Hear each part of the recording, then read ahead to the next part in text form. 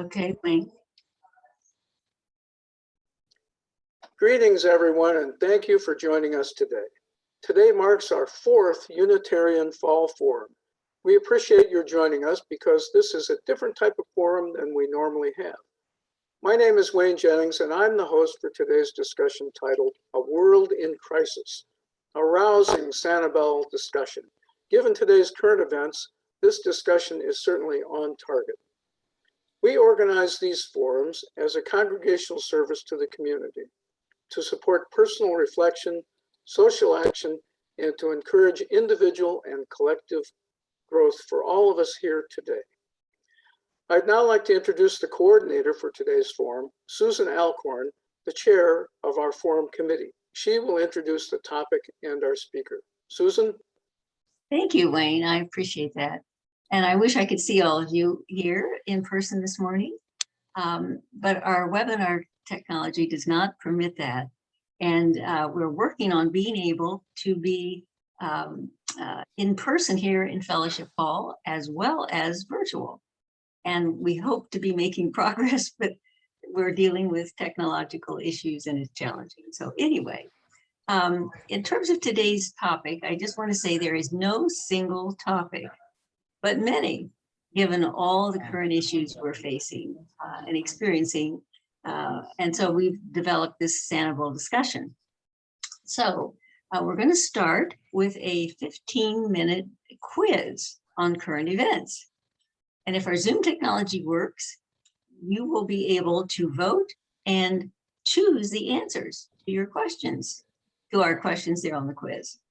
And our quiz will end around 9:50-ish. At that time, we'll switch to a question and answer format, and you'll be able to share your personal opinion again via the Q&A button. So, and finally, the last 20 minutes of our forum this morning will be, one thing I see will give you the idea of being able to introduce your own topics and your own subjects that you want to discuss, again, via the Q&A button. So all of this fits our Sanibel discussion format, and it's a unique type of audience interaction that we developed a number of years ago, and we keep reinventing it to fit the needs of today. So I want to now introduce Mark Weber, who is the leader of our discussion this morning. He created the Sanibel quiz and discussion questions that you will soon see. And Mark is the retired Dean of Libraries at Kent State University. And he's also the president of Cleveland Peace Action. So, and he's also the author, the co-author, I should say, of Side by Side. Mark, let's get started with the quiz. This, by the way, will be the first time our audience has participated in a Q&A session by clicking on answers. Let's hope, fingers crossed, that it works. Okay, it's up to you and our technology. Thank you, Mark. Thank you, Susan. We have a few questions. The goal is to determine whether or not you, the audience, are officially news junkies or not. The first question is, employee vaccination rates have risen recently at Tyson Foods, United Airlines, and Cedar Sinai Medical Center in Los Angeles. What did these employers have in common? First, they gave vaccinations to vaccinated employees huge bonuses. 2, they offered vaccinated employees passes to Disney World. 3, they promised vaccinated employees a pizza party. 4, they instituted vaccine mandates. 5, they offered vaccinated employees an additional vaccine of their choice. So you can vote for one of the answers is correct. Question number 2. I know it doesn't look like it, but I am over 65. President Biden said this recently, shortly before doing what on camera? A, meeting Donald Trump for lunch at a local McDonald's. B, visiting nursing home workers to promote the vaccine. C, placing a call to Dr. Jill Biden. D, receiving a COVID vaccine booster shot. E, meeting with Senator Joe Manchin about his agenda. And move the screen forward a little bit so we can go to question number 3. Where do I do that? Question number 3. Many newspapers have published a chart that shows a correlation between states' vaccination rates and what other metric? A, population density. B, the share of the population that is incarcerated. C, whether or not the state has legalized marijuana. D, whether or not the state requires COVID testing for public employees. Or E, vote shares of Donald Trump in the 2020 presidential election. So one of those answers is correct. Question number 4. Democrats have been working to reach an agreement over President Biden's proposed spending bill. Which Arizona senator opposes the $3.5 trillion price tag of the proposal? This senator held a fundraiser recently with key groups that oppose the Biden proposal. Is this Senator A, Mark Kelly, B, Kirsten Sinema, C, Martha McSally, D, Jody Ernst, or E, Marcia Blackburn? So those are the first 4 questions, and I believe that we will be able to see your answers, how you have voted after the first 4. Am I correct, Susan? Or Mark, Wayne? that's right. Make sure everybody that you hit the send button at the bottom of the poll. So far, 15 of 24 have responded. We're going up. 17. So give about another minute for people to submit their results. Then we'll close the poll and look at the answers,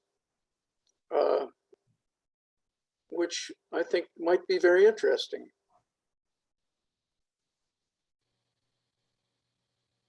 I'm sure they will be. So if anybody hasn't actually submitted the poll, you click on the answer that you select, but at the bottom you have to send the poll result. You have to submit it. So there are 8 people that have not done that yet, and I don't want to wait too long because we've got a lot to do this morning. So it looks like we're stuck at 17 of 25, which is 68% participation.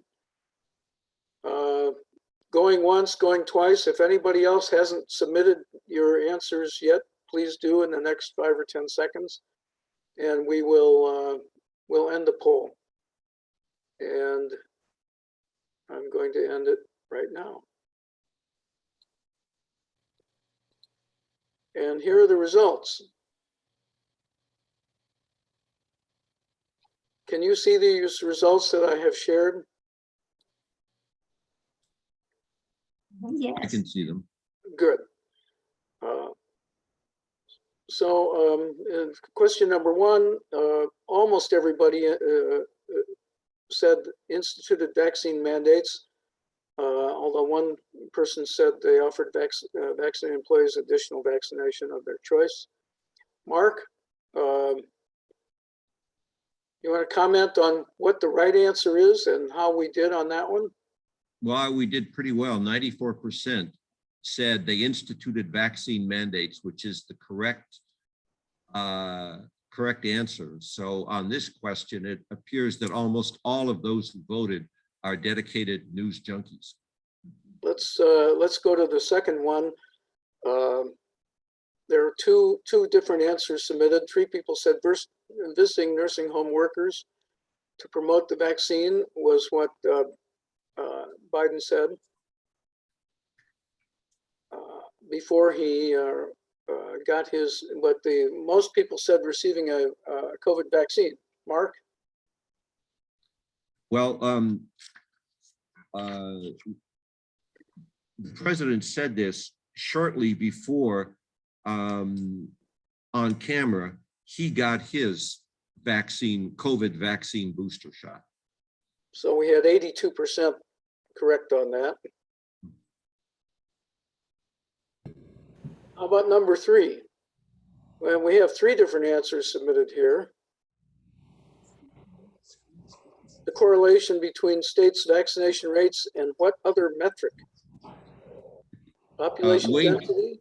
Yeah. can you raise it so we can see question 3? I've got it on mine that what do you see? 1 and 2. 1 and part of 2. Really? Well, I'm scrolling it down. I've scrolled it. I've scrolled it up. I'm looking at 3 and 4 now.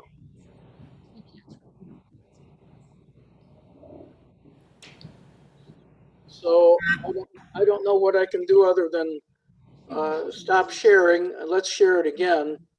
And I'll scroll it up to 3 and 4 and start sharing it. Well, the second When one. you share again, share your whole screen. You might just be sharing the document. I'm just clicking on the share results. I'm not doing a share screen. At the bottom of the polling, it has a share results. Right. Hit, Button. but when you hit stop sharing your screen, and then when you start again, hit, there'll be several options. One is share your whole screen. And not just the results. You don't want to share the document, you want to share your whole screen.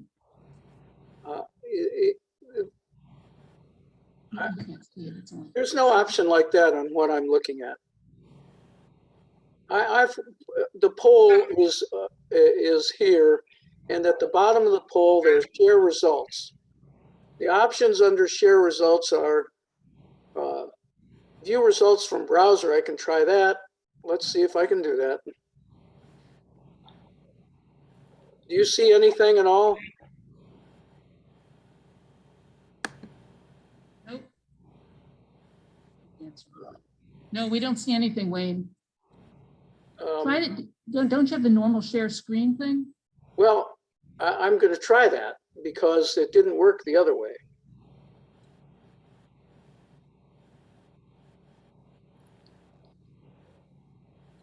How about this? Yay. Yeah. Does it scroll with you? Yeah. Yeah. Okay, good. This is number 3, unless you want to go back to number 2 and see those full screen. No, let's go to number 3. Okay. This is the correlation. And how did we do, Mark? Pretty well. 76% of the audience chose vote shares of Donald Trump in the 2020 presidential election, which is the correct answer. So 76%, which is pretty good. Okay. How about the spending bill data? Which Arizona senator opposes the $3.5 trillion price tag. Well, I think we did pretty well here. 88% of the audience selected Kirsten Cinema, which is the correct answer. Martha McSally got 1 vote, and so did Mark Kelly. Martha McSally was the Arizona senator defeated by Mark Kelly. But Kirsten Cinema is the correct answer. Okay, shall we go to another poll? Sure.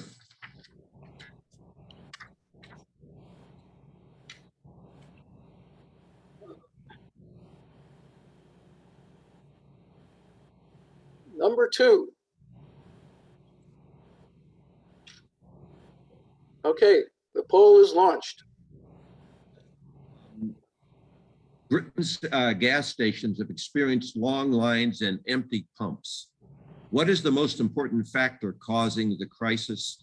And there is one single answer: a sharp rise in gasoline-powered bikes, a shortage of truck drivers to deliver the fuel, an acute shortage of fuel, increased demand after the pandemic, panic buying in anticipation of a new lockdown.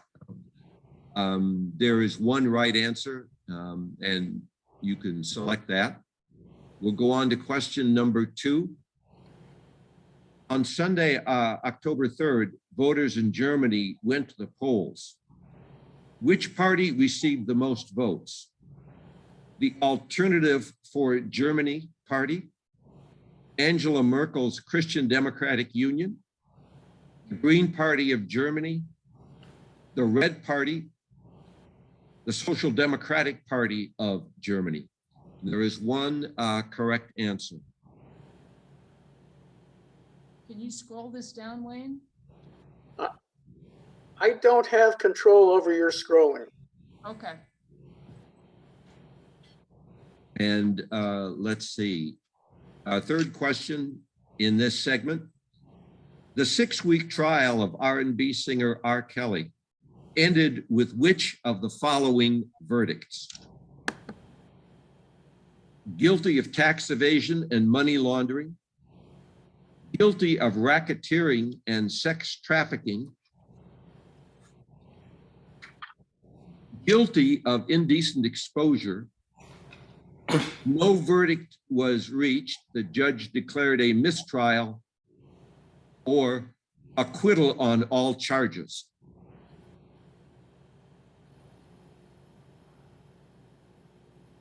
So one answer is correct. And then I think the final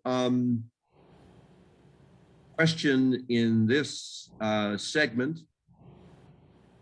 Recently, a former project manager at Facebook appeared in an interview on 60 Minutes and then testified to the US Senate on the business practices of Facebook. What is her name? Frances Berry, Frances McDormand, Frances Haugen, Frances Langford, none of the above.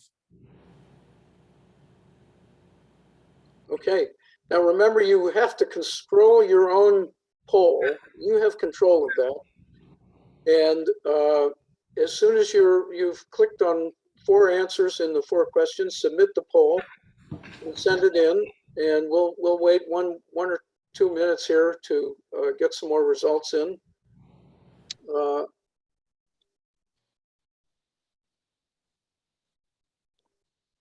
Frances McDormand, huh?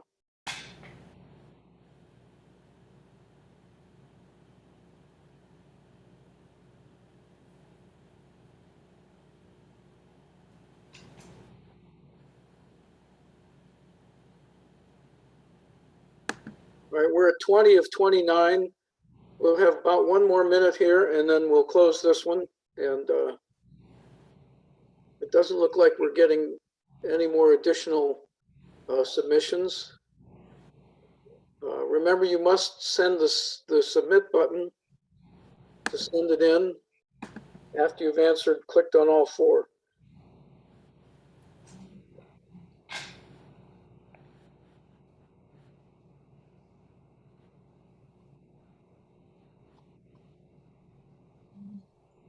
Okay, we've got 21 of 28 in, 72%. All right, last call for submissions. Click on the submit button and send it in. Okay, I'm going to end the poll right now and share the results. But I'm going to view the results from my browser and then share that screen with you. On the question about the gas shortage in Britain, the correct answer was a shortage of truck drivers to deliver the fuel. 81% chose that selection. And that's the correct answer.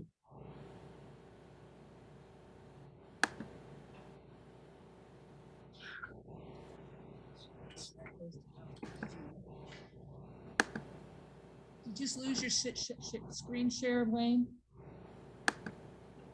Yes, I lost my screen share. I think I did it, sorry, because your poll is on top of the results. Can you just share the results? Sorry, I think I did that. Okay.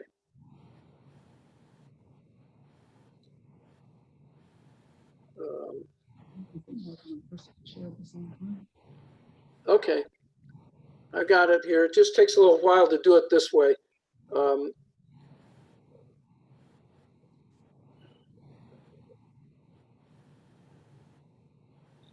Mark, can you see the? Yes. Okay.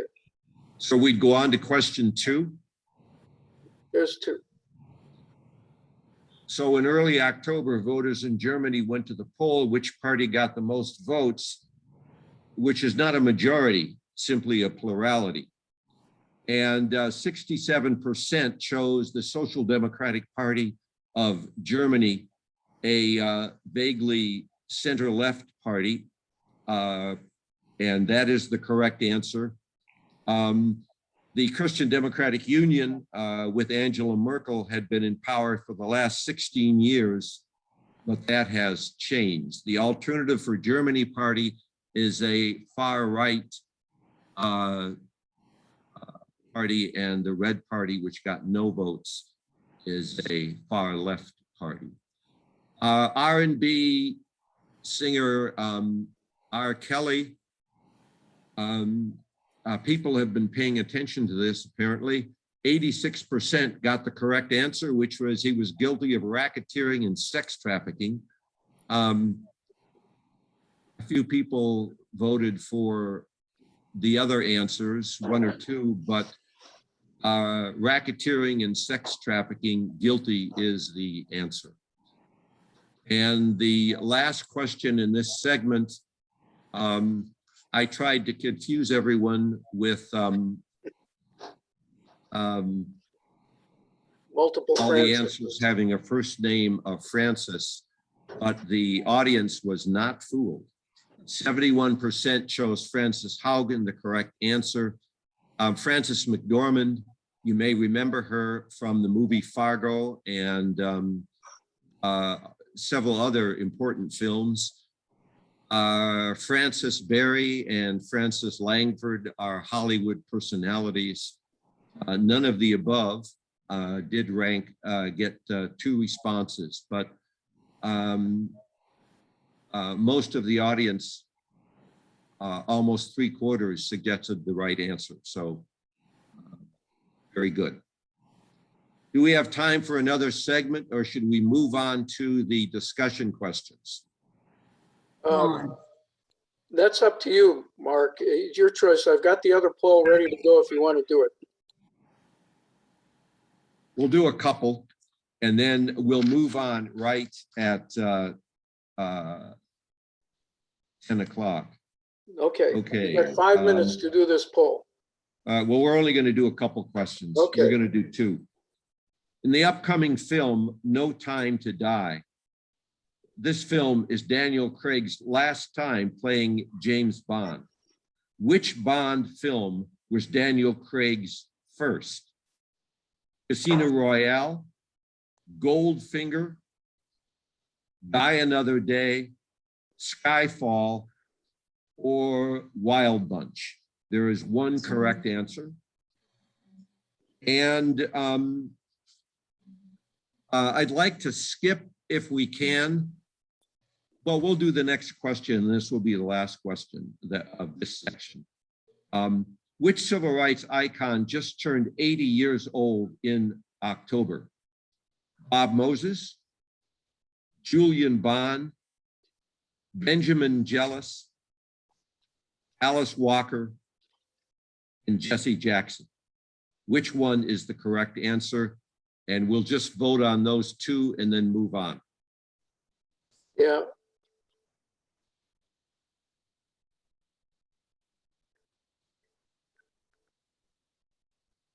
I don't think we're getting a lot of response here. I think the consensus is to, well, we got a little bit of response here.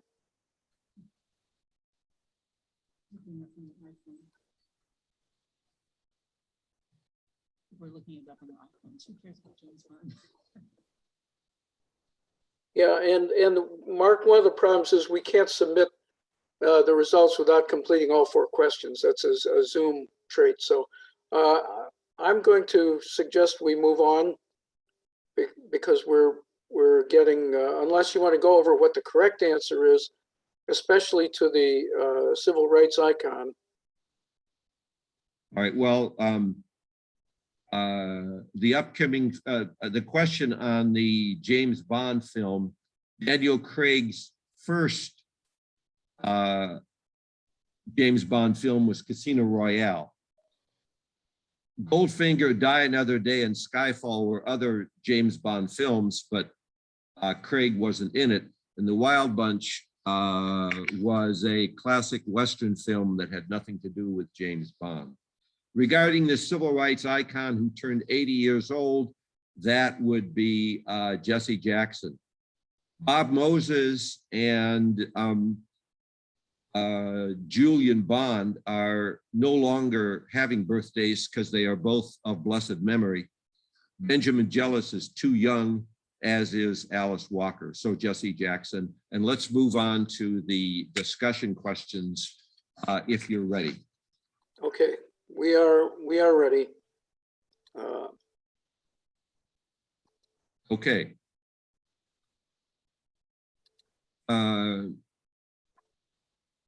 Now, Wayne, any ground rules we want to make sure the listeners are aware of, the viewers are aware of before we begin? Well, as I think the consensus was that if you wanted to speak or comment on this topic, to raise your hand, use the raise your hand button, and then we will allow you to talk. And please make your comments sensible and brief. And we have one person that wants to say something right now.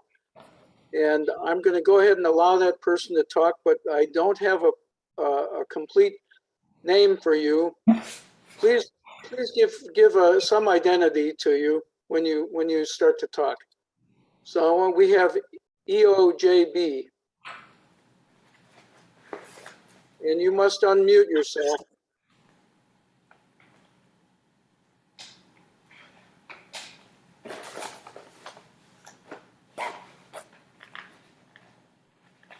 Do you have a comment, EOJB? Who are you? We can't have background noise like that. And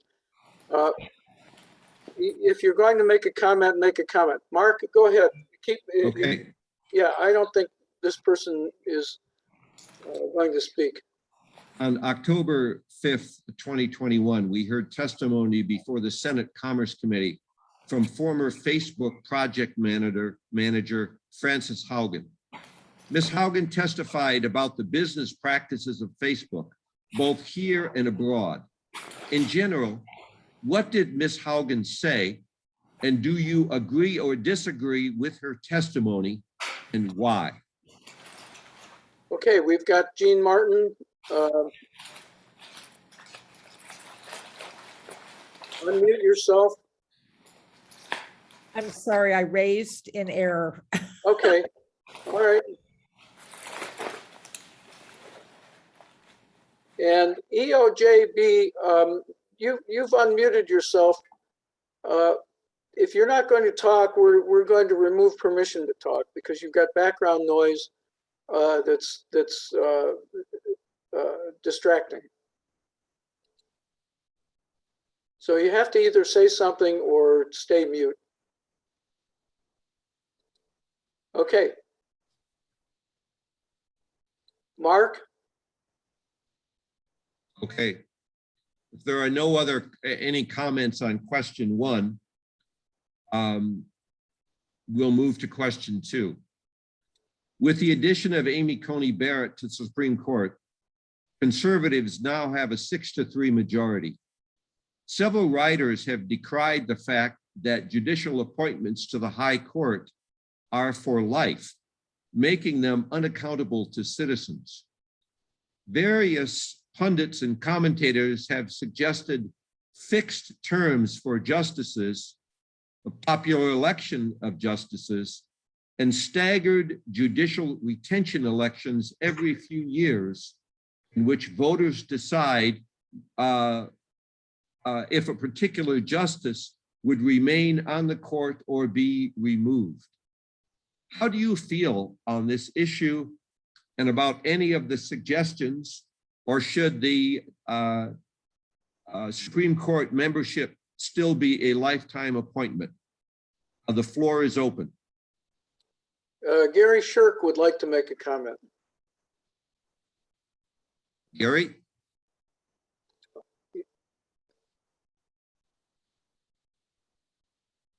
I had to unmute myself. Right. You have to know that. I think it would be, its time has come for that, but I'm wondering, Mark, I like your opinion. It looks to me almost impossible for it to happen though. That's the sad part about it. But I'm curious of what you think about it. Thanks, Mark.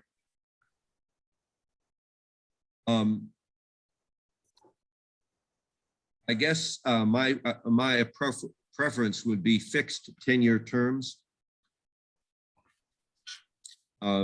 staggered 10-year terms, but that's only my opinion. I really would like to hear from the audience, their views.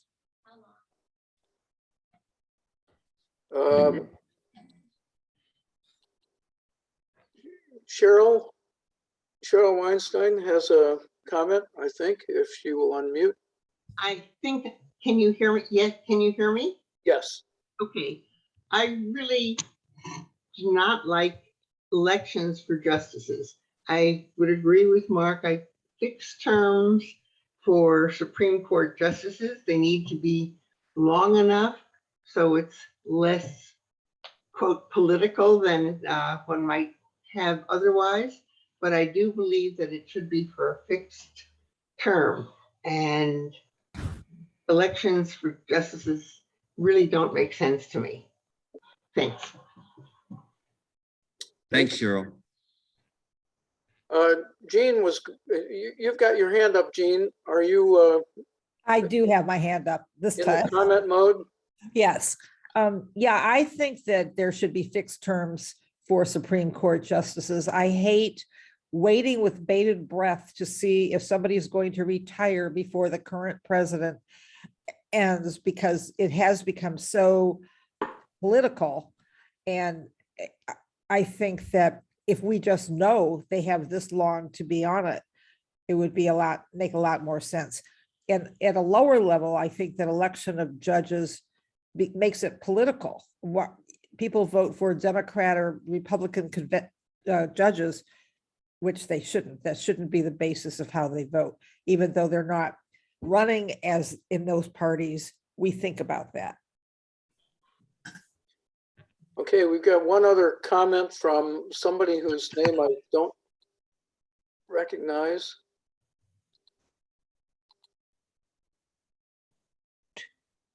This is Beth Meese. Are you Yeah, is that MEASE?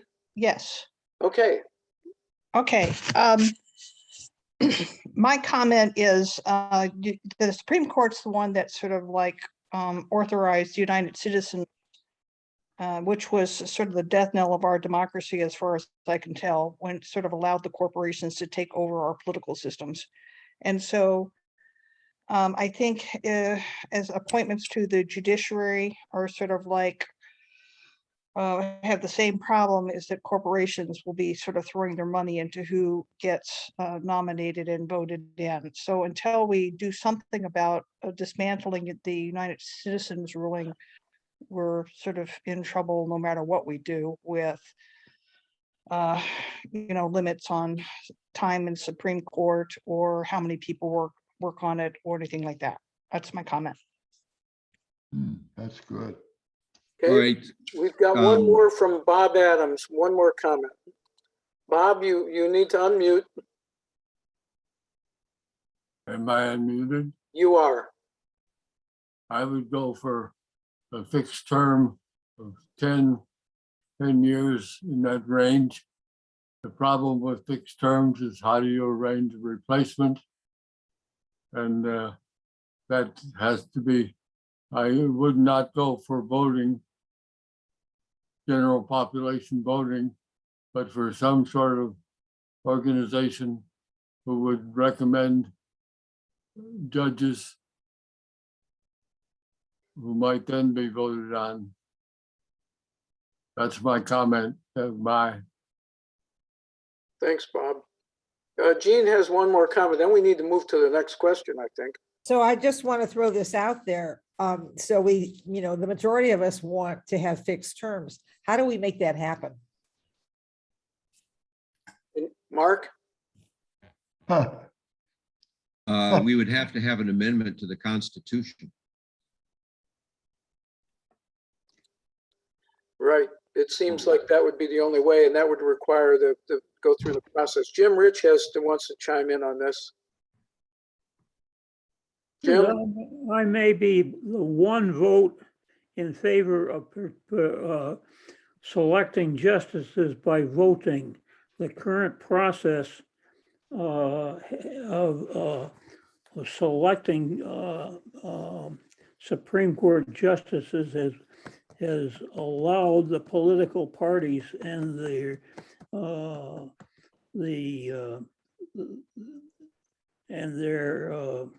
colleagues to select very reactionary justices. I think we could get a better mix by having voting. All right, Wouldn't that bring politics into the issue? Yes. Yes. I think the judicial system is set up to be above politics, outside politics. I don't think the current system is working. No, I agree, but Sandy Jones has a comment. If we throw the voting for justices open to the population at large, we could wind up with someone like Donald Trump on the Supreme Court. Think about that. No. Wayne, I think we should move on to the next question. Let's move on. In 2018, Ohio voters approved by almost 80% a plan to provide for a fairer process for drawing the boundaries for state representatives and state senators. Now the GOP-controlled Ohio legislature has put forward a redistricting plan that is very similar to the last plan that was decried as being unfair and that prompted the 2018 referendum on fair districts. What went wrong? What can we do to fix the issue of district boundaries that give a disproportionate number of seats in the Ohio legislature to one party over the other? Your thoughts?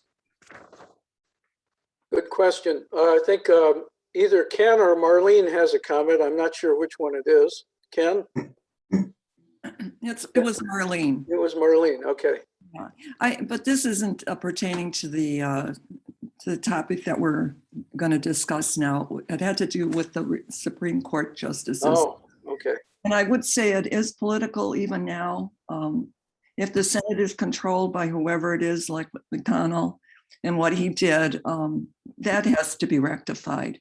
That he could stop, even though we had a Democratic president, we still couldn't get anyone through the Senate because of the way he dealt with it. That's all I have to say. Thank you.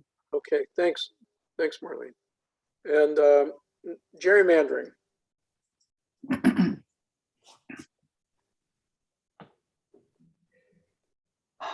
Marlene, your hand up. Oh, I'm sorry. I made a mistake. Oh, that's all right. So Bob Adams would like to comment on this. Bob, Am I muted? you're unmuted, yes. Okay. Well, what went wrong was we just said you had to change it, but we didn't change the mechanism for changing it. And that mechanism reproduced something very similar to the old one, which was considered poor. So unless we change the mechanism for specifying the arrangement, we won't make any progress. That's my comment. Okay. Do we have more comments on the districting? Yes. I forget who this is. MEASE, Margaret, is that? Yeah. Yeah. Yeah, my comment is that the Republicans have been very good at making sure that they have a sort of a long line of successors of people who, start in the school boards or start in the municipalities, go to the state Senate. And the Democrats have been loath in trading its leadership into the state government so that the power remains in sort of the Republican hands. And as long as that's the case, then gerrymandering will continue. And I don't think this two-party system is working too well for us. Okay. And we have another comment from EOJB, who I still don't know who that is. EOJB, are you there? We haven't been able to hear your voice. So your hand is up, but okay. All right, Mark, should we move on? Do you have any more comments about the districting problem? Cheryl has her hand up, then let's move on. I don't see Cheryl's hand up, but Cheryl Weinstein. That's the hand that I see is for MEASE. And Okay. My mistake. We should move on. About 2 weeks ago, the Plain Dealer carried several articles on the future of Horseshoe Lake on the border between Cleveland Heights and Shaker Heights. The sewer district says that it does not see a financially manageable way to fund modifications to the lake and that it should be drained and the land repurposed.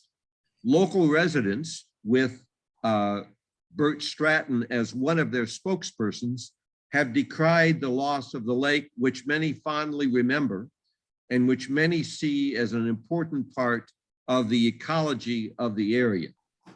Where do you stand and why do you feel the way you do? Jean? Well, I, for most of my life, lived within a mile of Horseshoe Lake in the Shaker Lakes. It was very beautiful. I have many wonderful memories of playing, having family picnics in the park.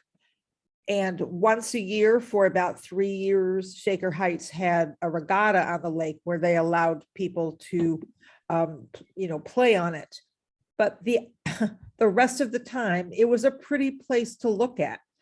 It's not enough to spend millions and millions of dollars to fix it. And I think that the sewer district came up with a reasonable plan, It's going to still enhance the natural setting. And I understand the nostalgia that people feel, and for some, they feel that it's a property value issue. But for most people, it doesn't matter. The park will still be there, even if it's not a lake. And one suggestion that has been made, which I thought was a good one, is possibly make the lake smaller, still have the stream that the sewer district is talking about, and retain the lake, but make it smaller, which I don't think that they've explored. It's a suggestion that came up very late in the process. But I think that we need to, move on and not have such a big lake.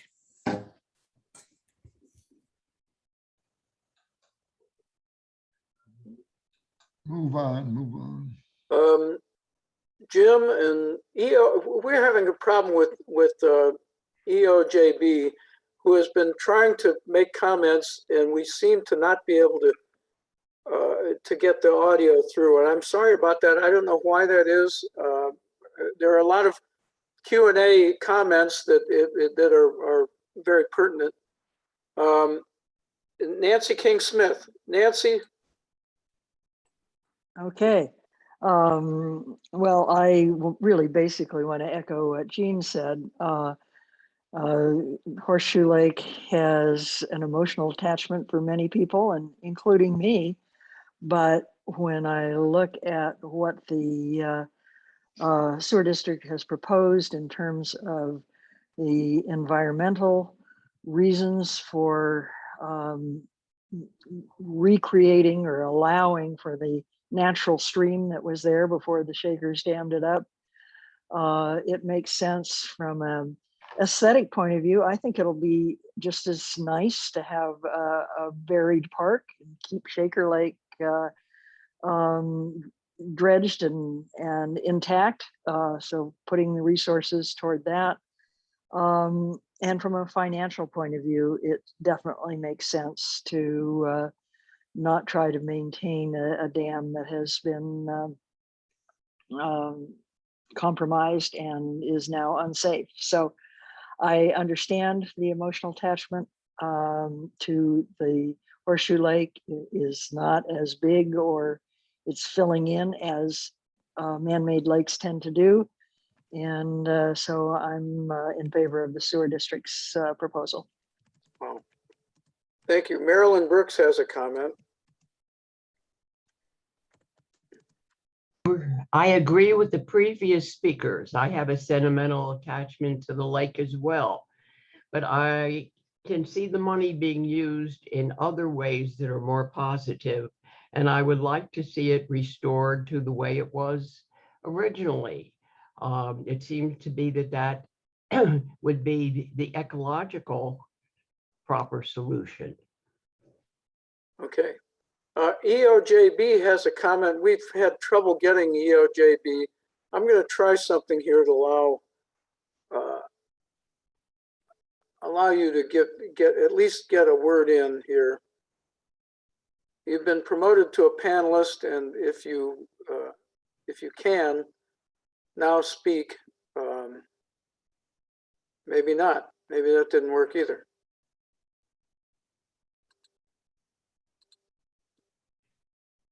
At any rate. So Wayne, I think we should move to the next question. Okay, let's do that. On November 2nd, voters in Cleveland will go to the polls to vote on a replacement for Mayor Frank Jackson, who has been Cleveland's mayor for the last 16 years. The candidates are Justin Bibb, a political newcomer, and Kevin Kelly, president of the Cleveland City Council. Perhaps some of our listeners live in Cleveland, but even if you don't, how would you compare and contrast the two candidates? Which one is best suited to lead Cleveland? Your thoughts or comments? Justin Bibb or Kevin Kelly?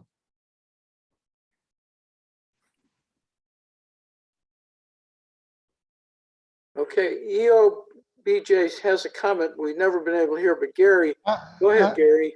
Well, I've only got, I don't not live in Cleveland. I have a friend though who's working on the Justin Bibb campaign. And I watched a few snippets on WVIZ of both of them. And I think what I would like to know from somebody who knows more of it, what the odds are that Justin Bibb could be the next mayor. That can be after all the questions are asked at the end, Mark. But I liked what I saw, and he seems like a person with some new ideas who could pull the city together. What I got from Kevin Kelly was more of the same, that he's just, but he may have some power somewhere.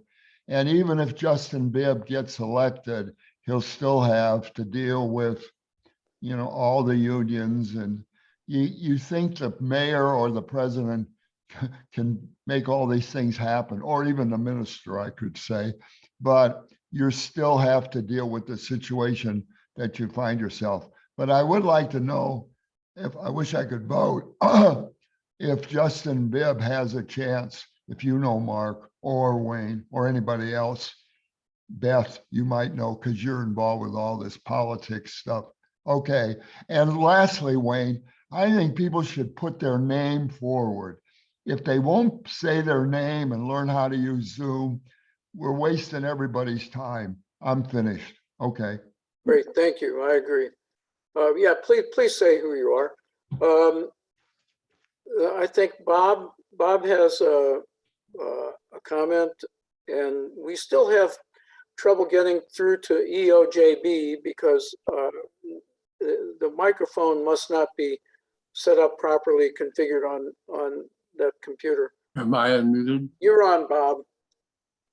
Well, I don't live in Cleveland, I now live in Columbus, but on the face of what's presented in the question here, the obvious best candidate would be the one who knows more about the city. So I would presume that Kevin Kelly is the best candidate. Now, that doesn't eliminate the chance that Bibb might be elected just because he's a newcomer, and some people don't want change and some people do want change. But on the face of what's presented, Kevin Kelly is the best of the two candidates. That's all. Okay, Mark, any other thoughts Wayne? before we move on? The polls show right now that Justin Bibb is leading Kevin Kelly. The recent poll I saw was 8 percentage points, with a high number of undecided voters. As much as 40% of the voters, likely voters, are still undecided.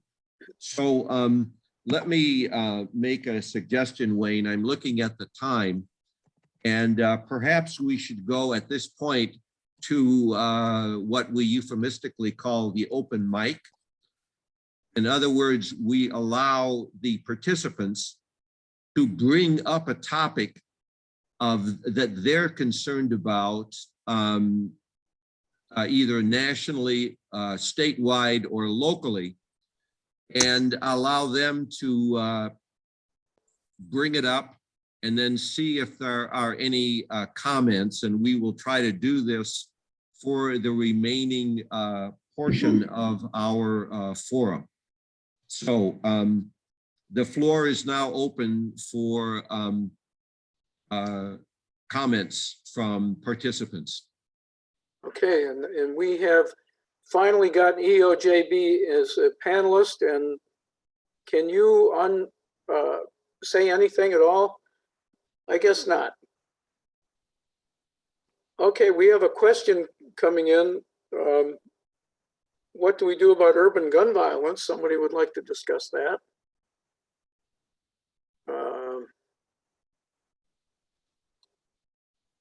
I think that's an excellent question. Does anybody have any comment about ideas that might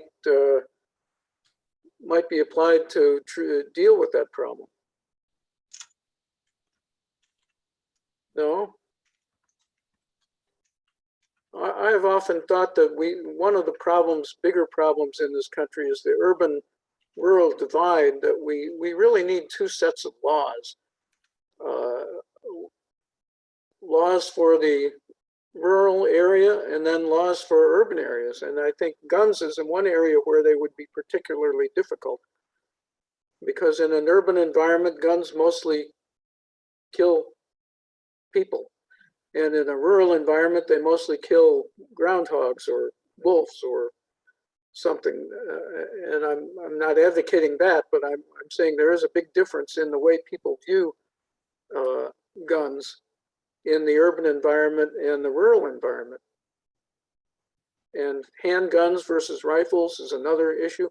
But unfortunately, the legal system is such that local rule, which often is very popular in terms of gun laws, is often not possible. Cities cannot make a law restricting gun use or possession.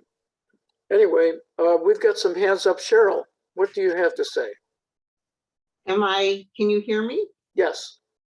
I think that I'm concerned about the Ohio legislature currently has a bill introduced that allows people to have AK, whatever the number is, these automatic guns carried as concealed, unregistered weapons and without any licensure requirements. So I think it gets back to the gerrymandering issue and what our legislature is like. I don't think it reflects the views of the majority or a large proportion of the citizens of Ohio.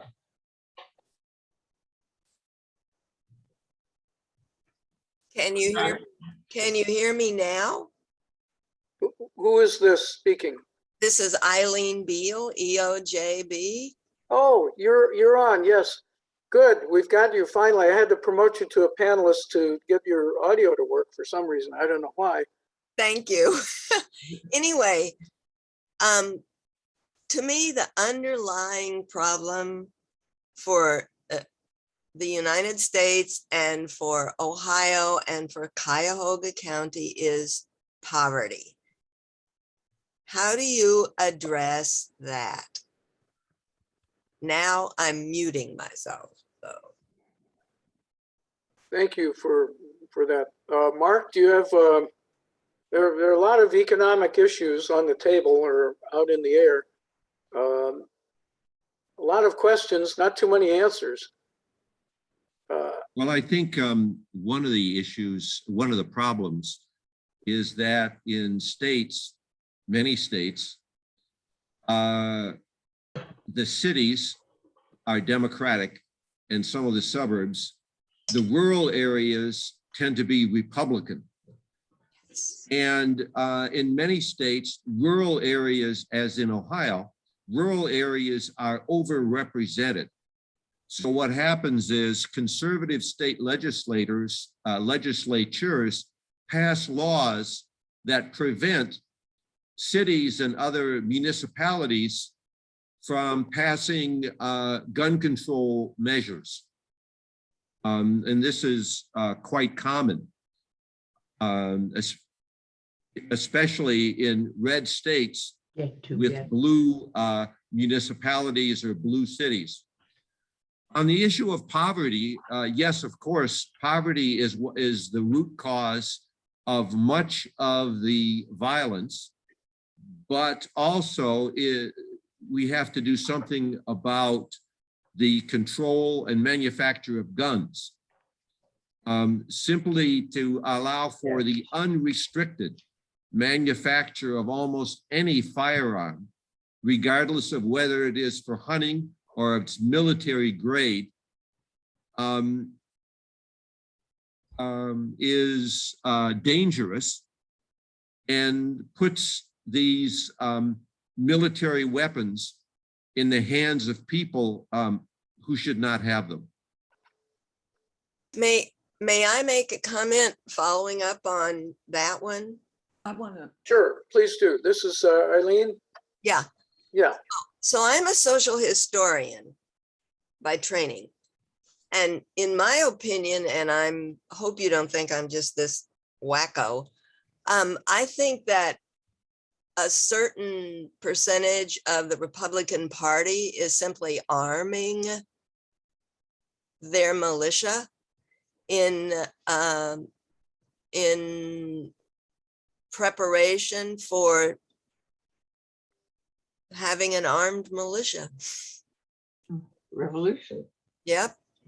So, I mean, I'm a social historian. I look at these things, Yeah. you know, and that's kind of what I see.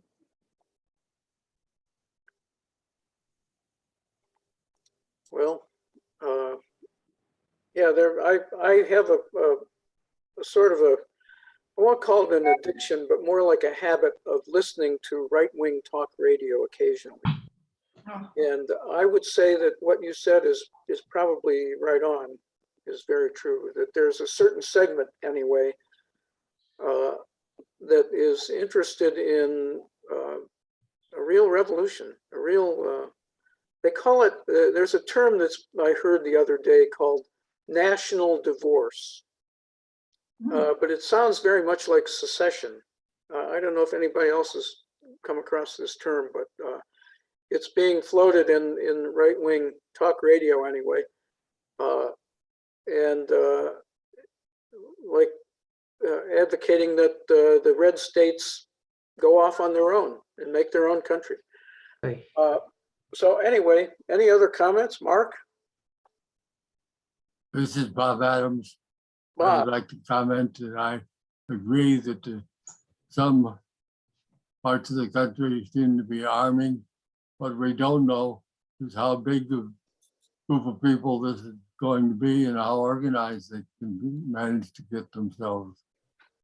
But awareness of the fact that they are doing so is one of the essential features in the rest of us trying to keep this from happening. Thank you. I think we need to be aware that this is a potential problem which is growing. And so and awareness is the major mechanism for trying to counter that problem in the long run. I'm done. Thank you. Wayne, just one quick comment, and maybe we could take another concern from somebody in the audience.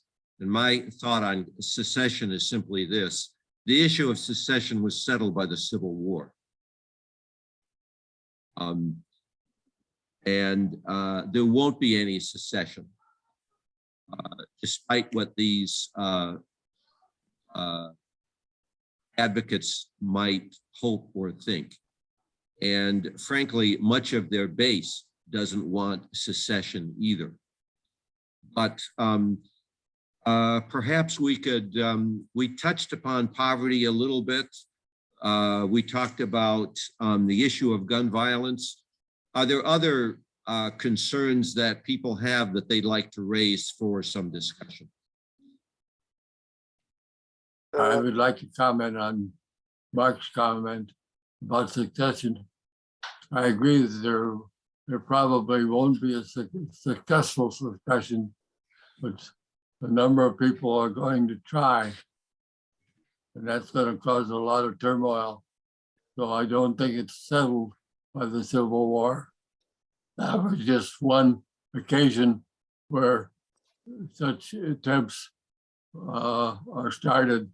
We have less of a specific division this time than we had for the Civil War, but some people are going to get active, try to be active and constitute.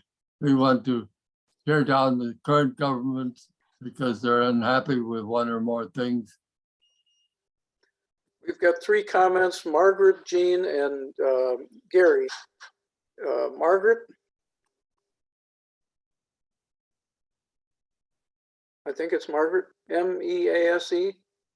That's Beth. Yes. Oh, yeah. Yeah. Oh, I'm sorry. So I just had one other comment, is just that we have a growing debt. We have a rising inflation. We have this butting of heads with China. We have this potential loss of the US dollar as the global currency. And so when the dollar in fact sort of plummets, it's going to throw the US and the globe into financial crisis. And I think that's going to sort of like highlight the visions, urban versus rural, black versus white. And I am concerned about how we maintain stability when we've got so many simultaneous crises going on. We've got a comment from somebody who hasn't spoken yet. So Sandra Schultz, and then Jean and Gary. Yes, this is Sandra Schultz. Can you hear me? Yes.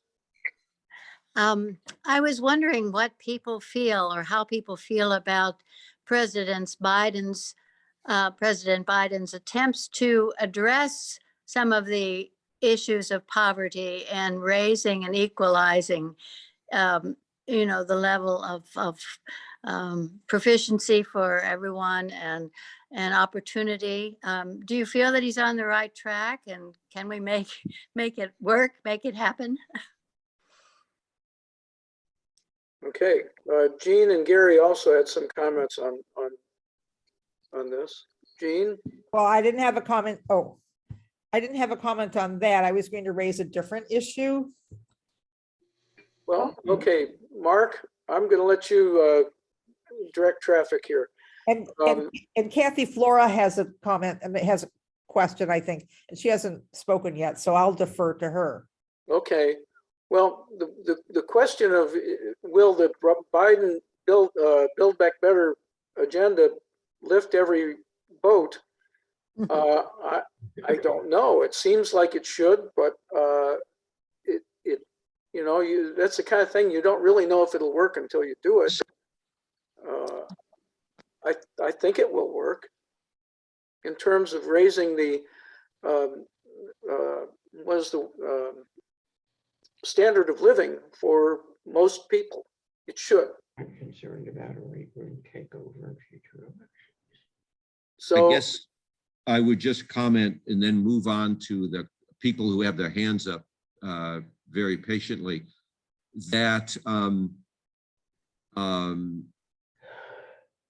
a lot rides on the Build Back Better program and the infrastructure bill.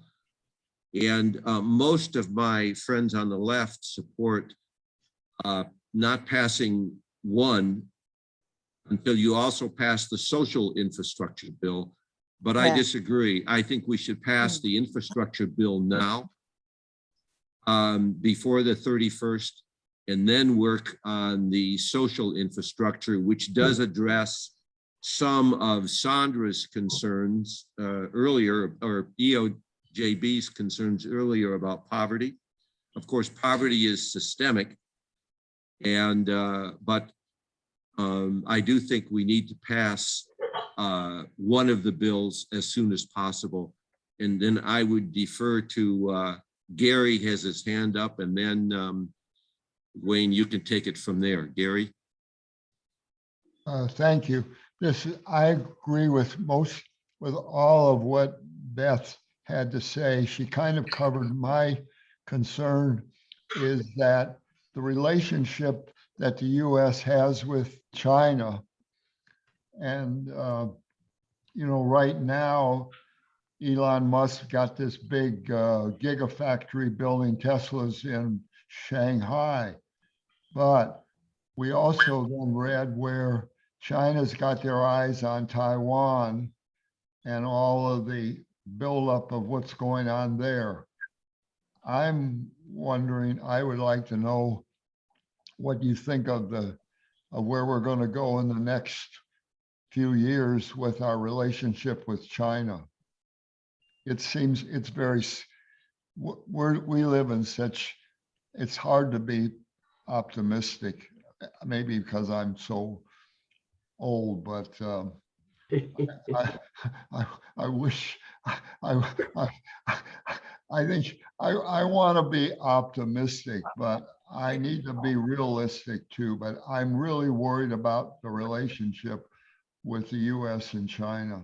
Beth has a comment, and then Kathy Flora has a comment, I think.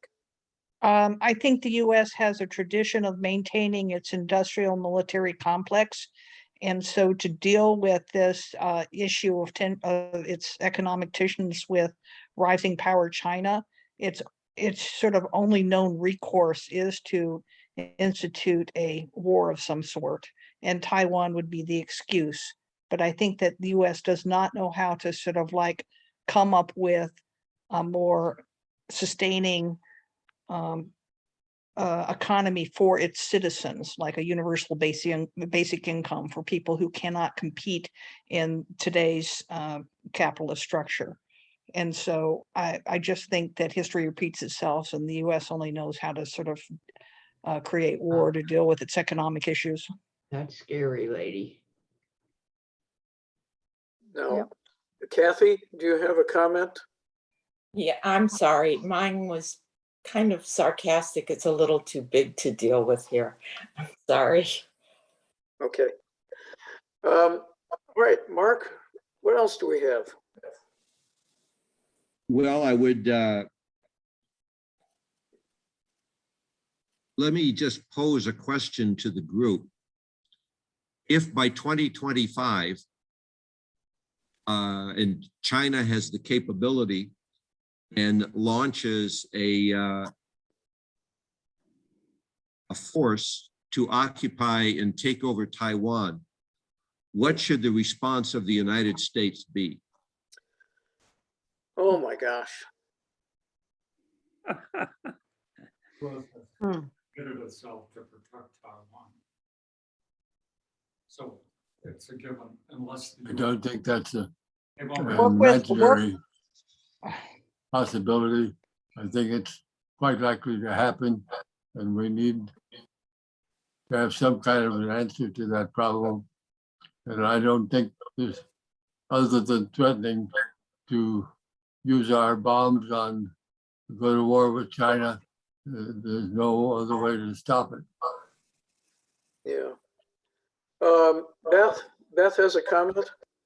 I don't know, I'd say work with our allies and then put a massive economic pressure on China. I just don't wish this to be in a military conflict, but right. I don't know how you do it. Right. Good comment. Well, Susan has shown her face here, and I think that means that we are about to wrap up here. I want to, before Susan makes her comments, thank everybody for how polite and civilized we did to handle this experimental meeting. And maybe with the success we've had, we'll do it again. But everybody was just very professional, and I was very impressed. And I want to thank Mark and Susan for scheduling this. And I think it's got potential. Yeah. So Mark or Susan, do you have closing words? Susan?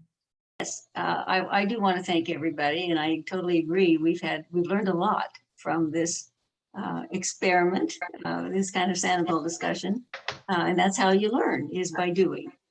So thank you all for kind of participating in this experiment. We've learned a lot from it, both in terms of content and in terms of technology. So anyway, I want to talk about next week's forum, which is on the intersection of religion and politics. As religious faith has declined, political polarization has definitely increased. We know that. So we need to discuss the current role of religion in our public life. as well as our private life. And we have two good speakers to do that. We have our own minister, Randy Partain, here in conversation with Elliot Ingersoll, professor, a well-known professor at Cleveland State University. And he's in the CSU Department of Counseling, Adult Learning, and those kinds of issues. And I want to also, before we leave here, remind everyone how to use the chat box button, because if you are not already on our forum list to receive a weekly email reminder, please put your name and email in the chat box, and you will get a personal weekly reminder with the details of what the forum will be like. So you can always join our Sunday forums by going to our website, uucleveland.org, and clicking on the specific forum for that date. That's what's important. And that will get you into the forum for discussion. So today's forum has been recorded and it will soon be on our website. And I want to actually also invite all of you to our 11 o'clock church service here today. The title of the sermon is To Love Oneself by Reverend Dave Clements. And the service will be both in person there in our church there in Shaker Heights and also via Zoom. To participate via Zoom, you can go to uucleveland.org and click on the gold box on the upper right-hand side of the website. And so again, we appreciate your continued support for our forums and look forward to seeing you next Sunday at 9:30 for our forum on the intersection of religion and politics. Of course, a boring subject. Thank you so much. We appreciate your attendance and cooperation on each forum. Thank you. Thank you.